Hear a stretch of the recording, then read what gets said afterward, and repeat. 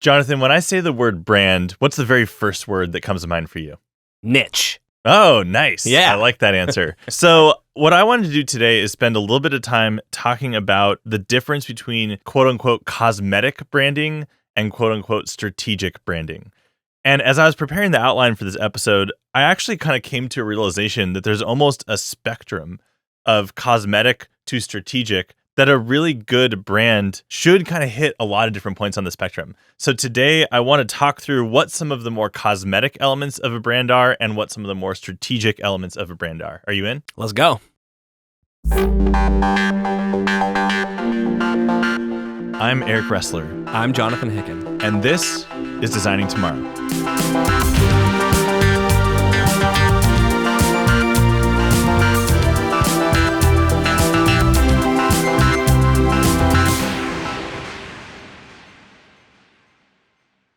So as I talked about, I think that really a good brand has some cosmetic elements, obviously, right? And some strategic elements as well. So let's start with the most obvious and the thing that I think a lot of people do really think of as being synonymous with brand, which is logo. I'm a designer. I've been a designer for a long time. I'm kind of a logo geek. I've been a logo geek for a long time as well. In my early design days, I spent so much time just like painstakingly crafting logos. And we still do this for clients. Like logos are absolutely important. But the longer I've been doing this work, oddly, the less I actually care about logos. Interesting. And I still think they're important, don't get me wrong. But I actually think all of the other things that make a brand are significantly more important than the logo. And the logo at the end of the day is really a symbol that represents everything else that makes a brand. And so, again, logos are important. We spend time painstakingly crafting logos and perfecting little elements and, getting into those little details and thinking about them from a bigger picture standpoint, because I think we've all seen the power of what a logo can represent. But if we use the common example of the Nike swoosh, right? The Nike swoosh doesn't really mean anything. There is some meaning behind it, but intuitively it doesn't mean anything. Nike has spent a lot of time, energy, effort, and money teaching people what that symbol means through their real-world actions as a brand. So the logo is, the most obvious cosmetic, quote-unquote, element of a brand. But there's other cosmetic elements of branding as well. And I just want to reiterate here, cosmetic might sound kind of like a negative framing for this element of branding. This is still really important. I think that cosmetic branding, where it fails, is if you don't also encapsulate some of the more strategic elements of branding. I'm sure you've seen what I would call a cosmetic rebrand and kind of the negatives of that. Are there any examples that come to mind, or have you seen that in your work? Yeah, I mean, I'm a sports fan, so I follow basketball, and you see these press releases from these teams releasing new logos or new looks or whatever, and they break down all these logos into the tiniest details. And I've gotten to the point where I see these press releases, I'm like, so what? That has nothing to do with basketball. This has nothing to do with the team in any way, shape, or form. And I've seen that in the social impact space too, where I think sometimes we can hide behind the work we put into the logo a little bit, right? Like we disproportionately weight the meaning behind the logo. We can spend hours and days and weeks on this, but at the end of the day, it's meaningless. It carries no weight or purpose if you're not backing up the symbology with real world action and real world responsibility. Yeah, totally. And I think, we've all been guilty of this, of like creating these logos that have these like hidden meanings, and that's fun and that's cool, and having those Easter eggs, there's nothing necessarily wrong with that. But no one is thinking about that when they're interacting with your brand, right? And again, the logo can be very powerful as a symbol or a fingerprint for your brand, but it is not your full brand. So let's talk about a couple other things that are still kind of more on the cosmetic side of the spectrum, but still really important, that make up what I would call like a visual brand identity.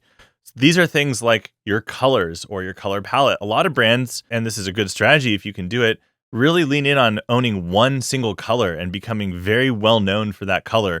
You've maybe even seen examples online where people post just the colors of brands and people are able to associate that color palette with the brand, even without seeing the logo or a name on the brand. So any thoughts on just generally how color has been used for branding, and if that's something you've experienced?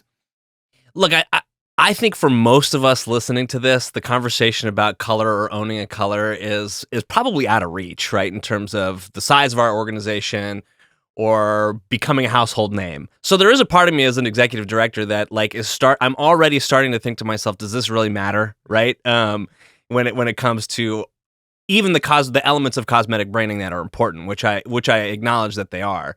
But in my position, in my day to day, I'm already thinking past the color itself. Yeah, I can geek out with the best of them on this stuff, but I do wonder really at the scale of the organizations that we run. I imagine a lot of our listeners are running. Is that really something we should spend a lot of time on?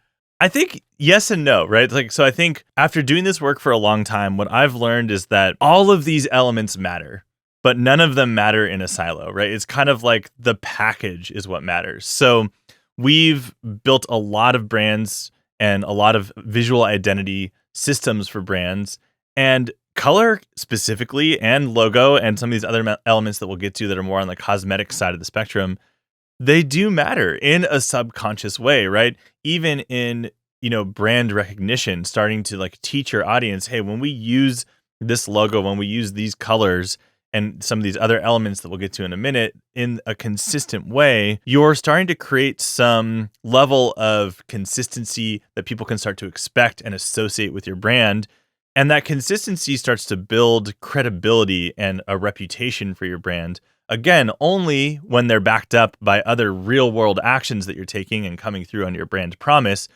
But I would say maybe the more dangerous thing is when these things are not consistent, right? When your logo is being used in all kinds of weird ways, when you don't have a consistent, intentional color palette that you're using, and then all of a sudden you're purple one week and then green the next week because the intern on Canva decided they were green this week or whatever it is, right? So it's almost like not having this dialed in is the real problem, but having it dialed in is just kind of a helpful way to continuously teach people that you have a brand and this is how your brand shows up visually.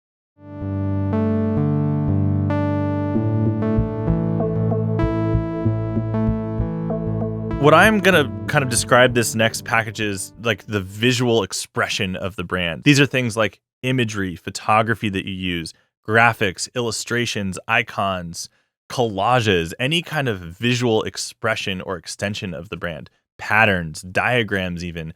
How do you visually communicate as a brand? And we spend a lot of time on this when we're working with clients because this is often what can separate and distinguish your brand from others is how do you show up visually? And sometimes it can be the photo style. Is it really like raw and authentic or, motion, video, right? Some of these visual mediums that can really round out and extend the brand. And so I'm sure you've seen examples of this working. Now we're starting to really get a little bit more strategic on the spectrum. These are still arguably cosmetic elements, but if they're used strategically, they can also be very powerful for communication. I'm immediately starting to think about how we would use those elements to align ourselves with a movement or a space or an industry. I'm curious. My mind's going through. I work in the sort of the science education space, and I'm wondering about the use of shapes or imagery that my audience will recognize as scientific in nature or educational in nature, and how we link the concepts that they're used to and the other brands that they see and what they might find at my organization. So clearly, there's meaning here. Totally. And then I think it's really again the sum of the parts. Like how do you use fonts and colors and icons and illustrations together in a way that is distinct and that is a system, right? A design system, a brand identity system that has a coherent point of view. Like that's the work, right? In developing a visual identity system. But there's more to it than that, obviously. And the next element is tone and voice. And now we're starting to bridge the gap between visuals and written or spoken expression for a brand. And I think tone and voice could describe the visuals to some degree. Like what's the visual tone? What's the visual voice of a brand? But now we're really starting to get into messaging. And messaging, I think, is kind of the midpoint in this spectrum between cosmetic elements of your brand and more strategic elements of your brand. Because how you tell your story, how you say what you say is kind of a cosmetic element to some degree, but it's really also a very strategic element. We're starting to get into What is even the story that you're telling? And we'll start to get into more messaging elements in a while. But I personally feel like tone and voice is something that doesn't get nearly enough attention in rebranding efforts or in brand building in general. And in certain ways can be a real superpower when you develop a distinct point of view, a distinct voice as a brand. Yeah, I think the use of words is the single most important thing to get right in this conversation so far. Whenever I'm hiring people on my team, I'm looking for people who are excellent writers and communicators, whether written or verbal.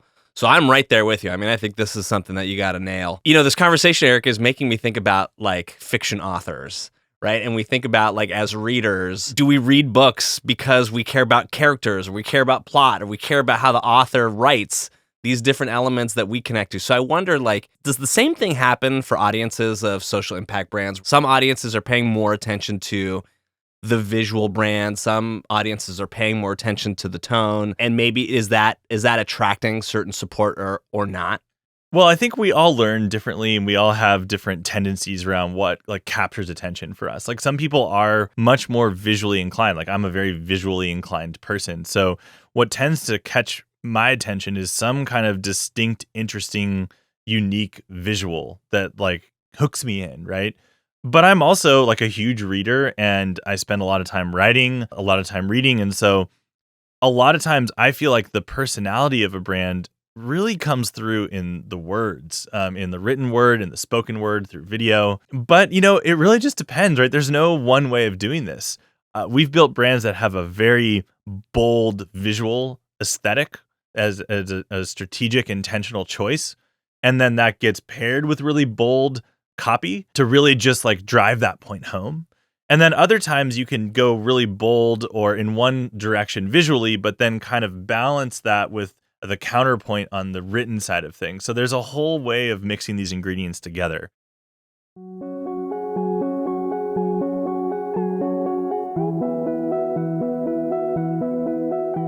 Let's get to a couple other elements that now we're really starting to get on the more strategic side of the spectrum of building a brand. And the next one that I have is target audience, right? So this starts to get into who are you actually trying to reach in your branding and your marketing? How are you breaking those audiences down? This is not a cosmetic thing anymore, right? Like very clearly we're in the strategic side. But what I want to make a point on with all of these is these strategic elements should and can influence the cosmetic elements as well. Because if you understand who your audience is and what might resonate with them, you're going to make different choices around things like tone and voice, the colors, the fonts, the imagery you use, even the logo potentially. Getting your audience right is one of the most difficult steps in this process I have seen for myself and with other colleagues who've gone through similar exercises.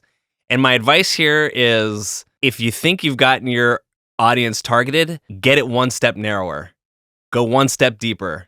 And you think you're there, go another step deeper. I mean, really, really getting down to that intimate level of understanding of somebody's motivations, what makes them tick.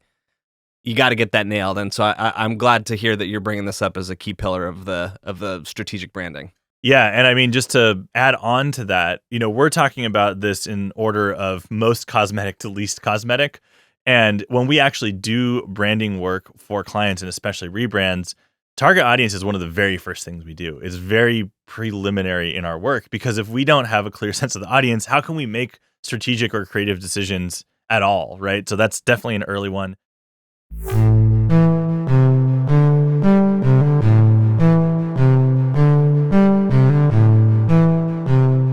And the next one is one of our favorites, niche. So we're talking about how do you position your organization amongst the broader impact ecosystem? And how do you differentiate your organization from other similar organizations in that ecosystem? This is obviously very strategic. We've argued and discussed this many times in other episodes. There was a lot of content around niche in season 1. We will continue to talk about niche probably forever because it's so important. But this is, again, I think related to target audience, something that is so preliminary. You have to get clear on your niche in order to be strategic and creative in some of the cosmetic elements of a brand. Eric, can you link something that you said on the most cosmetic side of the spectrum to the niche, which is how do you use color to help establish your niche? So one of the very first things that we do when we're doing a branding project is what we call a landscape review. So we'll look at the ecosystem, the social impact ecosystem or issue area, and see like who is out there in this space. How are they presenting themselves visually? How are they presenting themselves from a messaging standpoint? And we'll audit that and we'll look at color. And what's really interesting is not always, but almost always, there's kind of a color associated with every niche. So a lot of conservation brands are blues and greens, right? A lot of activist brands are black and white and yellow.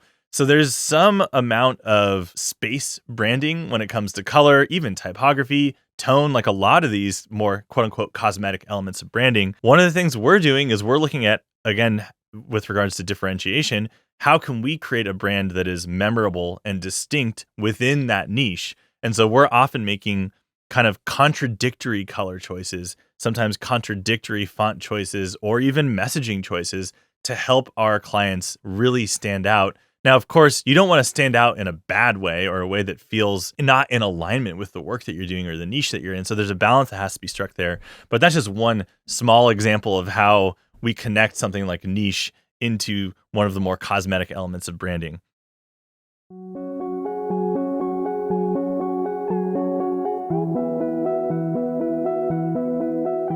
So the next element that's really strategic when it comes to branding is your mission, your vision, and your values. So oftentimes when clients come to us, they've already got maybe a working mission statement, a vision statement. Maybe that needs some adjustment. Maybe it doesn't. They've got some brand values they've done, sometimes may not always. We did an episode on brand values, episode 6, where you gave our listeners some tips around how to actually make brand values more actionable, which I think was really great. So definitely listen to that if you haven't, listeners. But these are very strategic elements, right? And still, in my opinion, squarely in the brand building bucket. And you can see how these elements drastically influence all of the other elements as well. And in terms of order, I'm just going to give a little breakdown of how we approach this in terms of order when we're doing branding work. The very first thing we do is a landscape review. Look at the space, understand the space.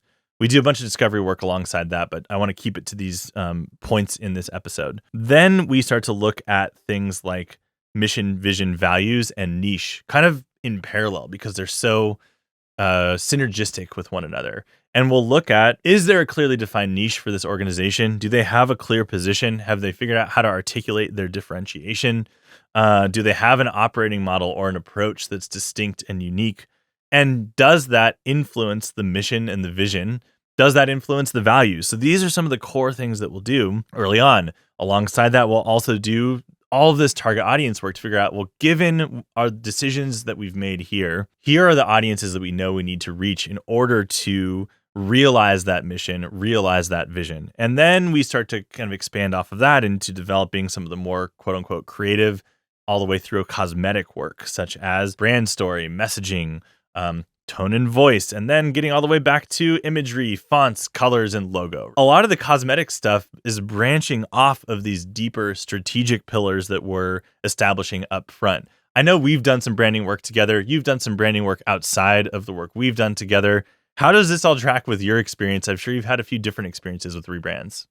Looking back on it, the number one thing I wish I would have been ready to do going into rebranding efforts was be prepared to adjust the mission and vision and values as a part of the process. And understanding that actually the adjustments we may make are going to be great, right? I guess I've come into, historically, I came into these projects with this sense that the mission or the vision or the values were set in stone, right? And these were locked in divine values. And once I started to allow myself to let you, a leader, show us that there were ways of strengthening those things and not abandoning them, I think that really unlocked the creativity and the power of the work. And I think that's something that's challenging, especially for those of us who've been with organizations for a long time. We feel a sense of loyalty, right, to these mission statements and vision statements and whatnot. And frankly, it's hard to let those go sometimes. So I do think that it's something going into a strategic rebrand process that if you can approach it with openness that it may need to adjust or change, the result is arguably going to be stronger. Sometimes we will bring a client on and look at mission, vision, and values, or different elements of this spectrum of what makes a brand, and say, you know what? That part still works. Like, we don't need to reinvent the wheel if it's still working. Sometimes mission, vision, and values are very closely locked in.